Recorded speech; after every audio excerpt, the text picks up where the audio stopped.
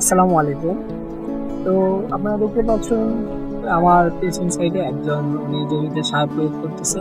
তো একটি কথা রয়েছে, ডি আইজেনহার বলেছেন, কৃষিকাজ অনেক সহজ মনে হয় যদি আপনি কলম দিয়ে চাষ করেন, আর কৃষি জমি থেকে আপনি হাজার মাইল দূরে থাকেন। ঠিক তেমন যখন আপনারা দূরে থাকবেন, যখন দেখে মনে হবে কৃষিকাজ অনেক সহজ, যখন নিজের চোখে না দেখবেন।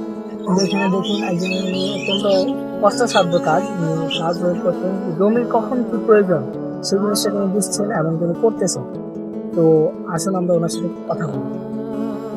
আসসালামু আলাইকুম। কেমন আছেন? ভালো আছে। আচ্ছা, এখন যে দেখলাম আপনি জমি কার্যক্রম করলেন, জমিতে কি প্রয়োগ করছেন, এটা কি? এই যে এই কিরা পোক আছে না, জি। কিরার লেগে দিচ্ছি। আমরা তো সঙ্গে দাও মানে এটা দেওয়ার ফলে গাছে আর কোনো কিরা হয় না? না, এটা কি বাগান করছেন? দেখাচ্ছি তো এটার ফলনটা হইতে কয় মাস সময় লাগে? এই 40 দিনে। 40 দিনে ফলন পাওয়া যাবে। হ্যাঁ, 40 দিনে পাওয়া যায়।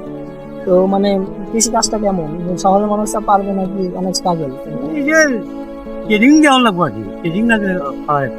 কষ্ট কেমন? খুব কষ্টের কাজ।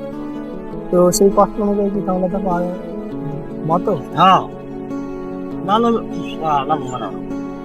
ধন্যবাদ আপনাকে।